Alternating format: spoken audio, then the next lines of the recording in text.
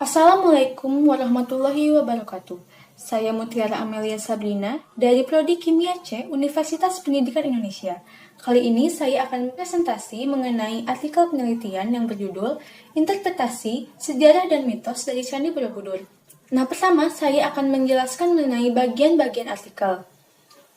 Bagian yang pertama yaitu judul, di mana judul ini dirumuskan dengan tidak lebih dari 14 kata, dengan font atau huruf Berlin Sans FB dengan ukuran 16. Judul ini mengandung kata kunci, di mana kata kunci ini mempermudah sistem penelusuran dan indeks subjek. Bagian selanjutnya yaitu nama penulis dan afiliasi.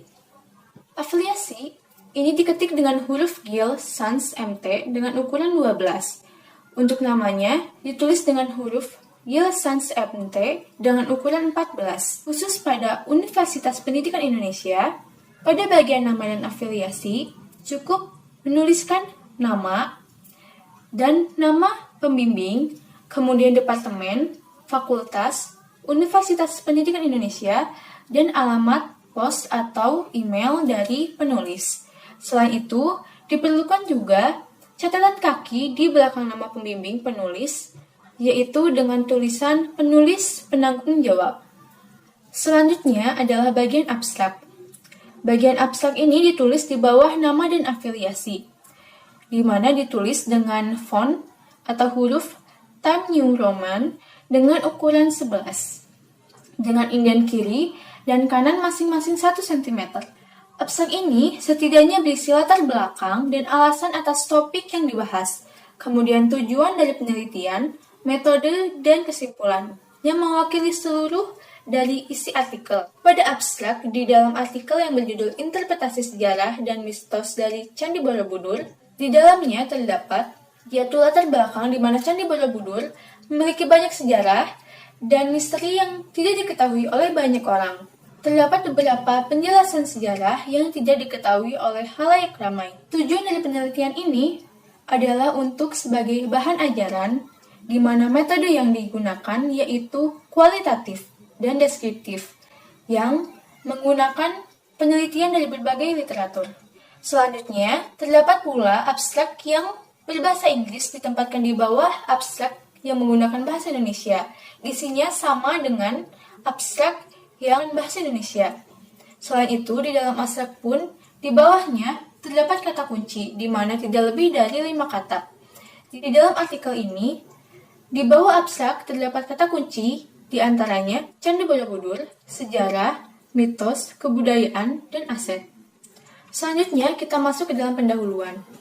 Pendahuluan ini adalah uraian masalah dalam bentuk latar belakang, penelitian atau pokok persoalan yang dieksplorasi pada artikel. Di dalam pendahuluan yang terdapat dalam artikel ini, yaitu menceritakan bagaimana orang percaya bahwa Candi Borobudur ini merupakan candi yang dibuat oleh seorang yang bernama Gunadarma sebagai pendesain Candi Borobudur ini. Dan banyak pula orang-orang yang percaya bahwa candi ini memiliki banyak hal yang bisa membawa keberuntungan. Namun, hal-hal tersebut belum diidentifikasi mengenai mana yang sejarah, yaitu fakta, dan juga mana yang mitos. Selanjutnya, tinjauan pustaka, di mana di dalam tinjauan pustaka ini disertakan teori yang digunakan dalam penelitian sebagai bentuk landasan teoritis atau pengajuan dari hasil pustaka. Di dalam artikel ini terdapat tinjauan pustaka yang menceritakan bagaimana Borobudur itu dibuat di tahun berapa, yaitu di antara tahun 750 sampai 842 Masehi. Terletak di mana, yaitu terletak di 42 km dari kota Yogyakarta, dan terdapat apa saja di dalam Candi Borobudur itu, di mana monumen Borobudur tersebut khas ketika desain awal disusun dengan konsepsi religi yang khas pula. Semua pahatan relief, patung-patung, dan adanya stupa meyakinkan pada kita bahwa monumen ini memang hanya untuk umat Buddha. Akan tetapi, jika direnungkan lebih jauh, Borobudur dapat memberikan pesan yang universal. Hingga saat ini, Candi Borobudur masih kaya akan cerita mistisnya. Hal tersebut disebabkan oleh mayoritas masyarakat atau pengunjung yang hanya mengetahui interpretasi dari kisah tentang nenek moyang zaman dahulu. Kemegahan Candi Borobudur ini dibangun dengan kekuatan spiritual. Kurangnya penyampaian informasi yang dapat mengedukasi tentang nilai sejarah Candi Borobudur, serta kurangnya memaknai arti dari setiap objek bangunan Candi Borobudur, menyebabkan banyaknya salah kaprah di kalangan masyarakat.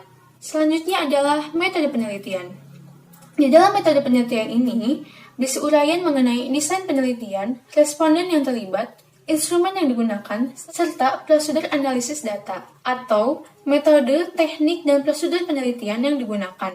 Metode penelitian ini disusun dengan panjang uraian yang tidak lebih dari 15% dari seluruh panjang tulisan, di mana metode penelitian dari artikel ini menggunakan metode penelitian, metode deskriptif, dengan pendekatan kualitatif, di mana artikel ini disusun dari literatur peneliti.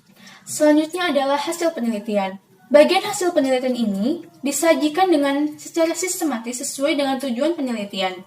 Hasil harus didukung dengan olahan data dan ilustrasi yang baik. Di dalam artikel ini, pada bagian hasilnya, berisi mengenai bagaimana mulanya Candi Borobudur ini dibuat. Bagaimana megahnya bangunan Candi Borobudur yang dibagi menjadi 10 tingkat yang terbentuk dari punden berundak.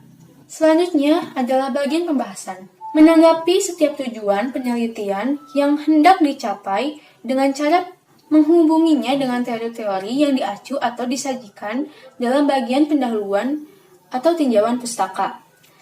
Di dalam pembahasan artikel ini dijelaskan bahwa benar adanya bahwa Candi Borobudur ini dibangun pada saat pemerintahan dinasti Shailendra, di mana banyaknya pengikut ajaran agama Buddha, Mahayana. Selain itu, terdapat pula cerita dari wisatawan yang seringkali berusaha untuk dapat mengenai jari kelingking dari arca Buddha. Hal tersebut dipercayai akan memberikan keberuntungan. Akan tetapi, menurut mendiang Dr. Andes R. Sukmono, salah satu arkeolog Indonesia yang pernah memimpin proyek pemugaran Candi Borobudur pada tahun 1971 sampai 1983, hal tersebut adalah mitos yang tidak ada kaitannya dan tidak ada ajarannya dalam agama Buddha. Hal tersebut hanyalah akal-akalan dari oknum petugas candi pada tahun 1950-an. Mitos tersebut dikenal dengan Kunto Bimo. Mitos terjadi diawali dengan keinginan oknum petugas candi yang ingin meningkatkan pendapatan mereka dengan membuat daya tarik di Candi Borobudur untuk para pengunjung. Apabila dilihat dari kejauhan, gunung yang dekat dengan Candi Borobudur menyerupai tubuh seorang yang sedang berbaring sembari menatap Candi Borobudur. Hal ini kemudian menjadi kepercayaan masyarakat sekitar Candi Borobudur. Cerita tersebut tidak ada pembuktian ilmiah dari manapun yang dapat membuktikan seorang manusia menjelma menjadi gunung. Mitos ini dikembangkan oleh masyarakat karena banyak sekali yang terbukai oleh kemampuan Gunadarma dalam mendesain dan kemampuan orang-orang terdahulu dalam membangun Candi Borobudur. Oleh karena itu, banyak masyarakat yang berspekulasi bahwa Gunadarma memiliki kemampuan supranatural. Pada bagian selanjutnya, saya akan menjelaskan mengenai kesimpulan. Kesimpulan ini berisi ringkasan komentar atas temuan penelitian dengan panjang tidak lebih dari 5% dari total panjang tulisan. Ditulis secara kritis, logis, jujur, berdasarkan fakta yang diperoleh. Pada kesimpulan di dalam artikel penelitian ini, peneliti menyimpulkan bahwa terdapat pernyataan yang termasuk ke dalam sejarah dengan kata lain fakta dan bukan mitos, yaitu Candi Borobudur dibangun pada dinasti Shailendra pada masa Majapahit, digunakan sebagai nama bangunan suci Buddha. Candi Borobudur sempat dinyatakan hilang karena tersembunyi dan terlantar selama berabad-abad. Pernyataan yang termasuk dalam mitos, yaitu menyentuh arca Buddha, akan memberikan keberuntungan. Gunadarma menjelma menjadi gunung setelah mendesain Candi Borobudur. Pemanfaatan candi sebagai jam raksasa di masanya akan tertimpa sial jika memegang arca harimau. Timbulnya mitos-mitos tersebut mayoritas disebabkan oleh motivasi agar menarik wisatawan untuk datang ke candi, dan disebabkan pula oleh interpretasi masyarakat lampau dari pemikiran nenek moyang. Bagian terakhir yaitu daftar pustaka. Daftar pustaka ini disusun dengan model American Psychological Association atau APA Style. Setiap sumber yang dikutip dalam naskah harus tercantum dalam daftar pustaka. Sebaliknya, rujukan yang tercantum dalam daftar pustaka harus muncul dalam teks. Hanya ditulis sumber-sumber yang benar-benar digunakan sebagai acuan. Sekian presentasi dari saya. Terima kasih atas perhatiannya. Wassalamualaikum warahmatullahi wabarakatuh.